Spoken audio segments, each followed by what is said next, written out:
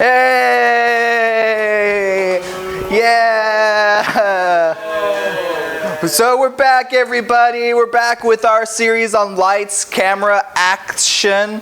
Ironically, when I started this series, it was like, I gotta do some stuff on Acts, how describe how the apostles are going around and doing all this stuff, right? But I've lately, I've realized that, very little of what we're talking about has anything to do with Acts.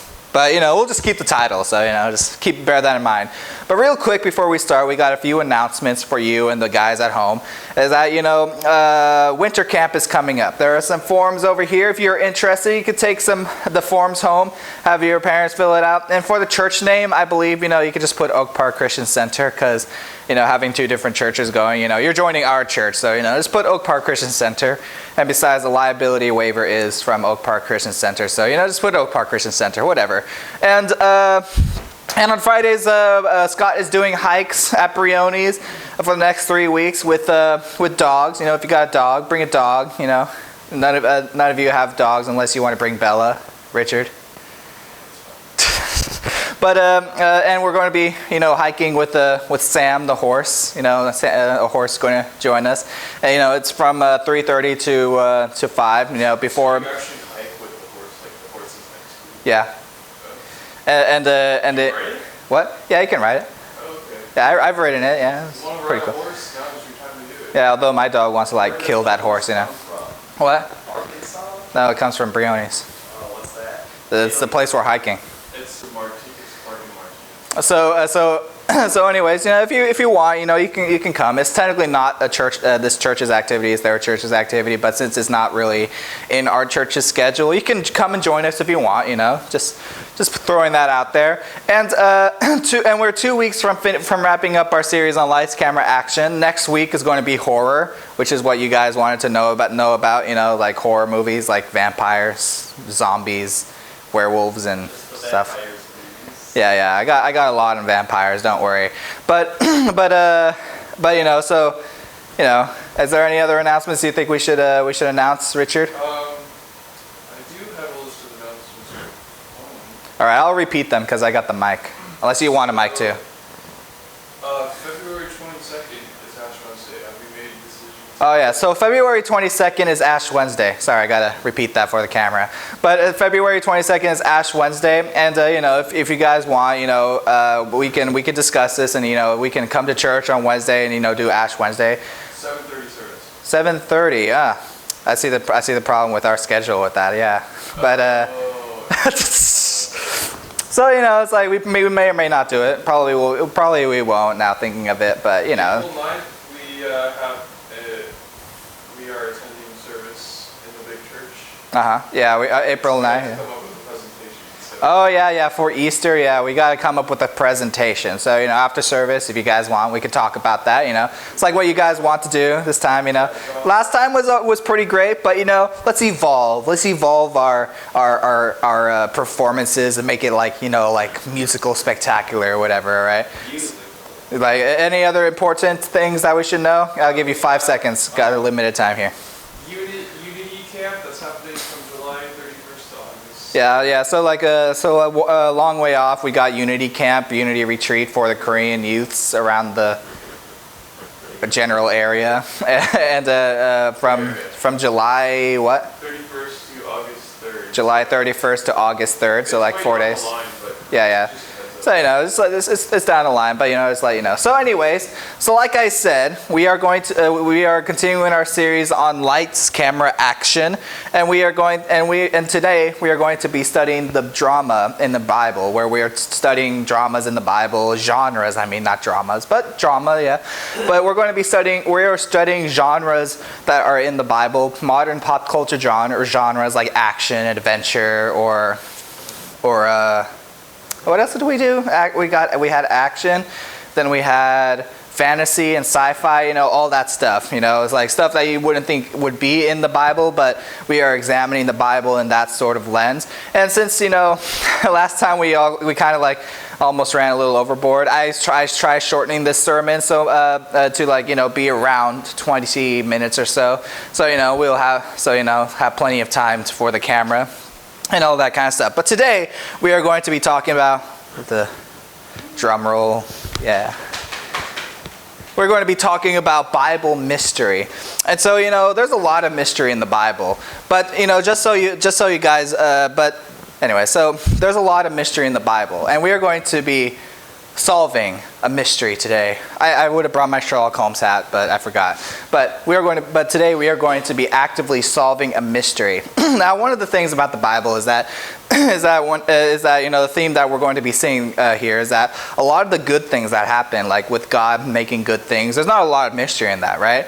But when it comes to evil and evil things, all the mystery is in the evil. Because good has no reason to keep anything a secret, but evil and darkness. The reason why darkness is associated with evil is because evil people hang out in dark places because they don't want to be discovered. They keep their lives a mystery, and so that's what we are going to be looking at. And so let's examine some of the tropes of mystery. So we got mystery. Whoa, big surprise. And we got, criminal stuff, criminals like, crime, and we got law and order, the people trying to stop and solve these mysteries. Puzzles, it's like putting together like all the information and seeing how it fits. And it's like, I got the answer. I know who did it. And then who done it, like in the Clue movie, where it's like somebody gets murdered and they're like, okay, it's one of you guys, because it could be anybody, and it got murder, usually murder, and we got corruption. So one thing I want you all to keep in mind is that God does have secrets, but He doesn't reveal them to us. But everything in the Bible is stuff that we need to know because God has some secrets of His own, as it says in Deuteronomy chapter 29, verse 29. The secret things belong to the Lord our God, but the things revealed belong to us and to our children forever, that we may follow all the words of this law, the words of His law. Now, what this means is that, there are some questions that people have, like, do babies really go to heaven or something like that, right? And it's like, this is like, the Bible doesn't explicitly say that. I mean, I believe, certainly, like, I would love to believe that, it's like all babies that die, all go to heaven, or people under the age of accountability, they would go to heaven. But, honestly, the Bible doesn't explicitly say that. So you can believe whatever you want about it. It won't impede your salvation, but that's a secret that God knows that He hasn't revealed to us. Why? Because it's not something important for us to know. All the things that He has revealed in the Bible are important for us to know in order to go out and expand the message of the kingdom of God. And so, I just want you to keep that in mind, that there are secrets that God does keep. But all the mysteries of the Bible are mysteries that are evil and things that, are going to be revealed through the ages. So the first thing we're going to get into is the actual mystery. So in mystery movies, like, Sherlock, greatest Sherlock TV series of all time, I'm surprised they haven't cast Benedict Cumberbatch as Sherlock earlier, but, I digress. But, it's like the mystery, always comes up, when somebody like knocks at the door, sits down and tells their incredible tale of mystery and mayhem, like, oh, we found this guy murdered under strange circumstances. Like, there was another TV show, American TV show called Monk, who's basically Sherlock Holmes, but completely OCD. It's a pretty entertaining series. I recommend you watch it. I think it's on Amazon Prime, I believe, if you have that. But so somebody comes and it's like this guy was murdered under extremely mysterious circumstance, like in Monk, there was this one guy who apparently fell out of a plane and his parachute didn't go off, and he fell to the ground. And when the coroner examined him, they revealed that he had drowned somehow, right? I was like, what? How did this happen? And they had to like put the clues together. But the mystery of the Bible, when it's usually the first thing that comes up. Is the mystery is what us story writers call the inciting incident. The inciting incident is basically an incident that incites the protagonist into action. Meaning that, something happens and the protagonist can't back away from it, and the protagonist is kind of forced into this path of adventure. And so the inciting incident in mystery is usually somebody coming up and giving them a mystery and saying, solve it, basically, right? And usually that is the very first thing that happens in mystery novels. And the things that and the inciting incident in the Bible is one of the first things that happen in the Bible. And so we are going to be reading Genesis chapter 3, verse 1 to 5. You all know this story. I don't have to say it to you, but I will for the sake of time. So now the serpent was more crafty than any of the wild animals the Lord God had made. He said to the woman, "Did God really say you must eat from any tree in the garden?" The woman said to the serpent, "We may eat fruit from the trees in the garden, but God did say you must not eat fruit from the tree that is in the middle of the garden, and you must not touch it or you will die." "You will not certainly die," the serpent said to the woman, "for God knows that when you eat from it, your eyes will be opened and you will be like God, knowing good and evil." Now we could break down that verse and discuss what Satan is actually saying here, right? How he's deceiving them. But that's not my point here. My point here is this is the introduction to Satan. We know that now. But let's say you were just reading the Bible for the first time, haven't heard of Christianity whatsoever, not heard of anything Bible related, and you were just opening this up and reading through it. You got to Genesis chapter 3, and you read about the serpent. Now what's the question that you might ask? All right, let me just take out this candy here. I forgot to put this over here. But what's the question that you might ask when you read this for the first time? Anybody?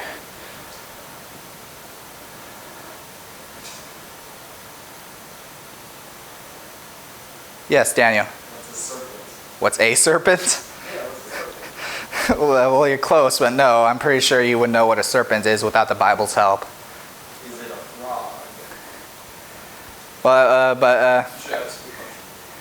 What? So what would you wonder about the Bible, about this specific story right here, for reading it for the first time, never having heard about Christianity or the Bible? Why did God say you cannot eat from the fruit and the tree? Yeah, that's one of them. But what other questions, like glaring you in the face? Why is Satan a snake? Well, they don't know that he's Satan. Why is the snake talking? Well, yeah. Well, all animals kind of talked back then, I suppose, because the woman is not surprised that the snake is talking to her. So, any other guesses?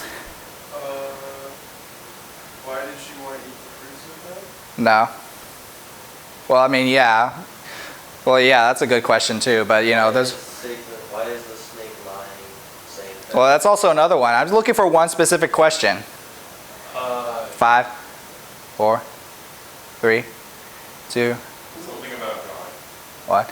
So the question that you might initially ask is, who is the serpent? What is the serpent? Right? Oh man, I gotta put this out of the way somewhere. Hold this, Richard. So just pass out a candy to people who get a question right. So nobody got it right, so don't pass out.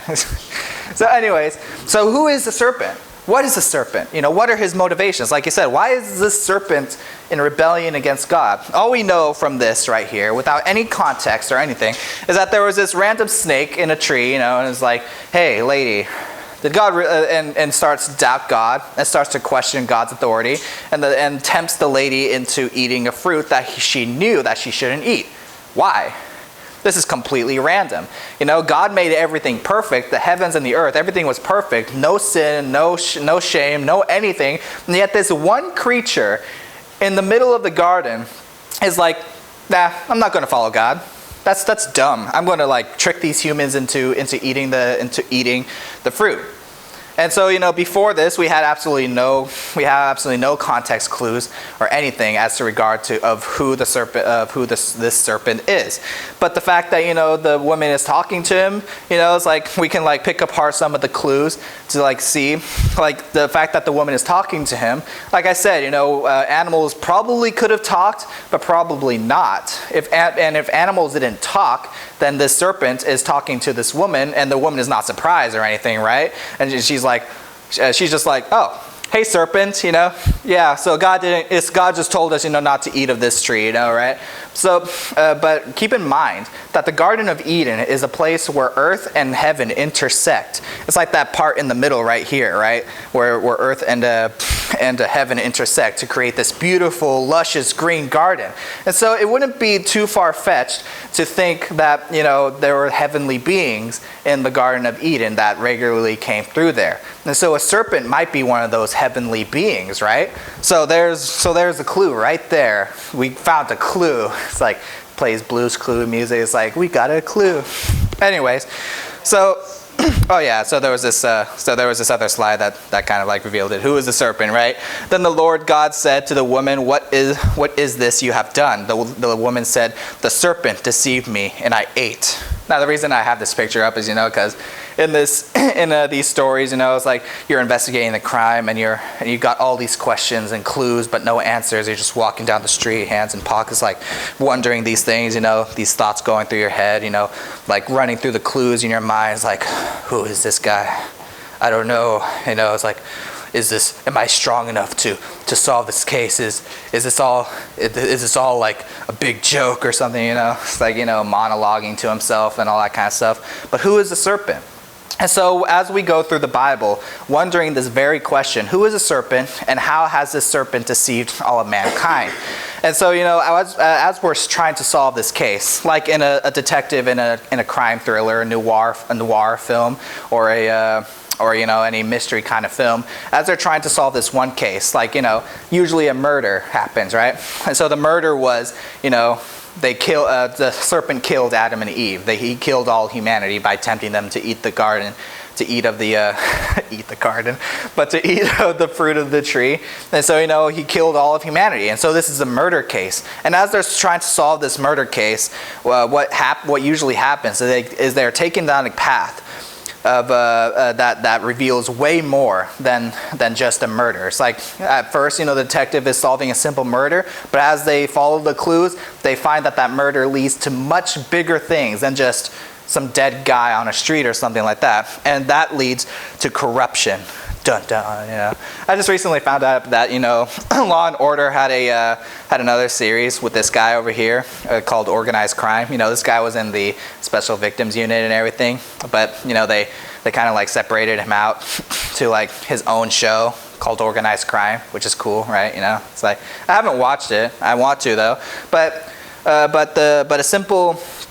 as we go through through this murder case and like trying to figure out who this serpent is, who is this guy that murdered all of humanity, we start to see how this murder, how this crime has affected all of humanity, and how all these dead people, these lost souls that this serpent has deceived into following him, they are all becoming corrupt and going away from God with the serpent, and seeing how that has affected God's perfect earth. And so there's a ton of different examples, but let's take a look at Solomon's story.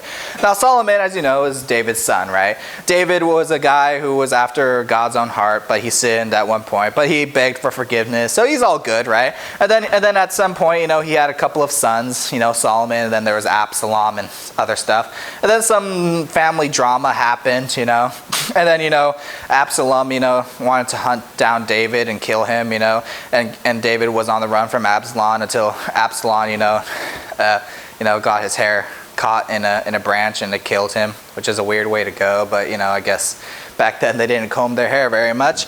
But and then David was reinstated as king, and then and then he wanted Solomon to be his heir because he was his firstborn. But they were like plotting against him and saying it was like, oh, we're going to be king. But then eventually on David's deathbed, he declared that Solomon would be the next king, and then all the rest of his family was like, oh no, man, he declared Solomon as king. We're not going to be king. And then Solomon killed all of them. But anyways, but at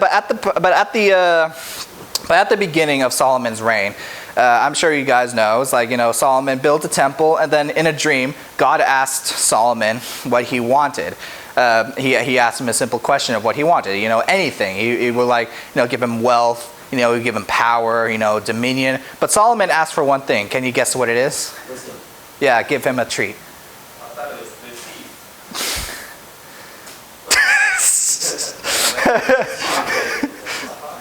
It landed in his pocket?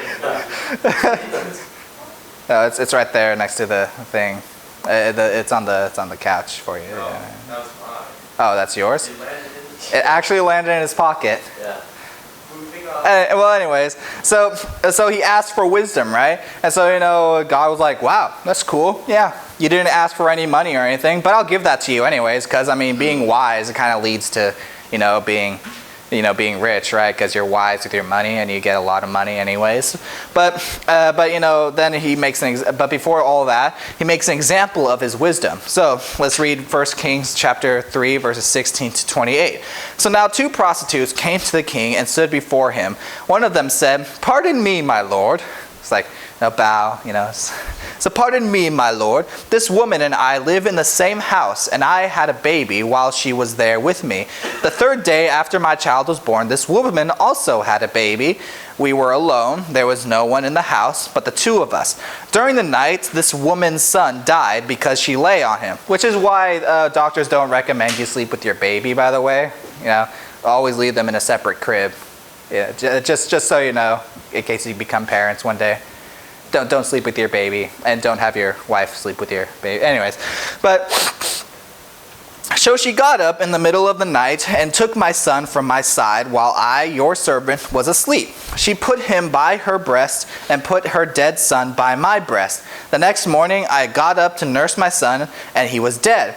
But when I looked at him closely in the morning, in the morning light, I saw that it wasn't the son I had born. Sorry, this is kind of blocking the bottom there. But you could kind of see this is like a classic Sherlock Holmes-y case, right? They come up to the guy with all the wisdom, and they're like presenting his case towards him, and he's got to think about this, right?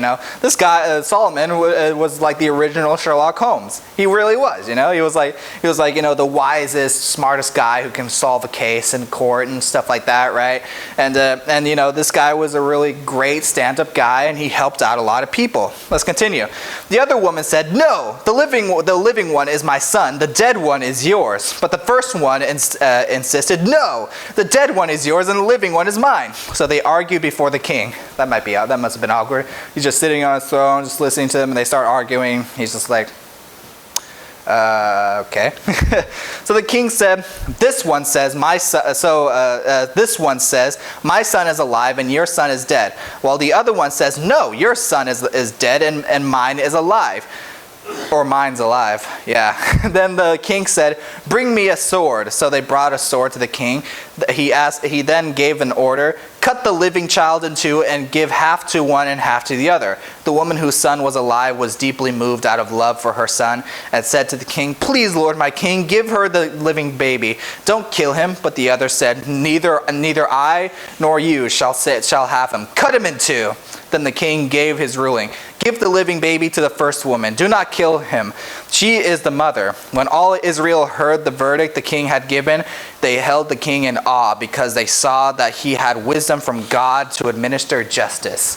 Now this is a really stand-up guy, right? Like courts the king and all that kind of stuff. And he's like, giving a wise verdict. What do you do? What happened? This is yours. Keep going. All right, so it's like great guy, right? It's like in Gotham, right? In Batman, it's like there's all these judges and everything, just like doing a great job, like Harvey Dent. Harvey Dent's a great example, yeah. And he was a DA, district attorney, right? And he was just like, he was doing a great job. He was like he was responsible for putting away all of most of Gotham's crime bosses. Not just in the movie Dark Knight, but also in the comics. Long Halloween, we see Harvey Dent fight hard to like rid the city of corruption, and and put away Salvatore Maroni and Carmine Falcone. The city's leading mob bosses, and he put him in prison and all that kind of stuff. He was trying to, but then the change happened as the kingdom that Solomon had been governing had started to corrupt him. Now let's read. So 1 Kings chapter 11 to 1 and 1 to 6. King Solomon, however, loved many foreign women besides Pharaoh's daughter, Moabites, Ammonites, Edomites, Sidonians, and Hittites. They were from nations about which the Lord had told the Israelites, "You must not intermarry with them, because they will surely turn your hearts after their gods." Nevertheless, Solomon held fast to them in love. He had 700 wives of royal birth and 300 concubines. That makes up 1,000 partners. And his wives led him astray. No surprise there, right? As Solomon grew old, his wives turned his hearts after other gods, and his heart was not fully devoted to the Lord his God, as the heart of David his father had been. He followed Ashtoreth, the goddess of Sidonians, and Molech, the detestable god of the Ammonites. To give you some context, people sacrificed their babies to Molech before Israel came and almost wiped them out. So Solomon did evil in the eyes of the Lord. He did not follow the Lord completely, as David his father had done. And so in the movie, in the comic book, and in the movie The Dark Knight, Harvey Dent, being the stand-up district attorney that he was, in The Dark Knight, he put away more than half the city's criminals, cleaning up the streets in one act, and it was amazing, right? It's like everyone was like, oh, they're like, yeah, Harvey Dent, But then a fateful accident, well, not accident really. In the comics, it wasn't an accident. Well, in the book and the movie, it wasn't an accident, but in the book, you read, as you know, Harvey Dent, is sitting, convicting Salvatore Maroni, and he was on the verge of ridding the city of justice once and for all. But what does Salvatore Maroni do? Anybody? Yeah, Daniel. He messes up his teeth Oh yeah, technically, but how? with candy. Any other guesses? He lets it go. Well, okay. So what he does is he pours acid on half of his face, disfiguring him and stuff like that. And Harvey Dent, who was already struggling with dual personality disorder or dissociative identity disorder, as I call it now, because dual personality disorder is really tacky, although I really like calling it that. Anyways, enough of that. But having half of his face split and half ugly, half handsome, or whatever, it's like really broke him, somehow, and he split up and became corrupt himself, and killing people and doing all these things, thinking that he's doing good. Eventually, until he completely succumbs to his dark side and becomes an enemy of the protagonist, Batman. And it makes a really tragic case. And that's the same thing we see of Solomon.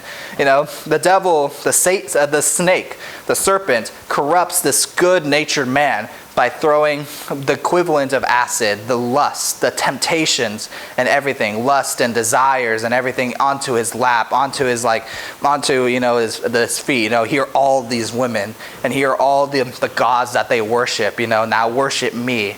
And slowly but surely, Solomon descended into darkness, and he started to do evil in the eyes of the Lord. And so, with all that being said, we have seen how the devil has murdered the first victims of the human race, how all of us are dead, and how it has corrupted nations, it has corrupted kingdoms. As kingdoms start out great, like let's say America. America started out great. They were a beacon of hope and stuff like that. But slowly we see corruption, like as in with slavery and stuff like that. And even though we no nation is safe from this. But I'm not just picking. Bless you. I'm not just picking on America, but as they get rid of all these poisonous indoctrines, we adopt more and more conflicts as we slowly become more and more corrupt, as it goes deep into human hearts. But it's the same with all these other kingdoms. All these kingdoms are become slowly corrupt. They might start out, following God, as with David. He started out following God and led Israel into a great prosperous nation with Solomon. But then slowly Solomon turned evil. And as you will see throughout the rest of the 1 Kings and 2 Kings, all these kings turned their backs away from God, except for a couple. But those guys don't matter, because all these other bad kings slowly led them into being exiled to Babylon. And so how are we going to solve this case? What's the solution? Well, you guys already know who Satan is. I'm not going to bother you with the verses from either Revelation, Isaiah, or Ezekiel. You already know, it's like, haha, like the unmasking, going on right here, yeah. So we're going to be looking at the justice that God is going to deliver to Satan, since we already know who he is. It's like, I should have gone with that meme where Fred unmasks himself, it's just like he unmasked a ghost and it turned out to be himself all along.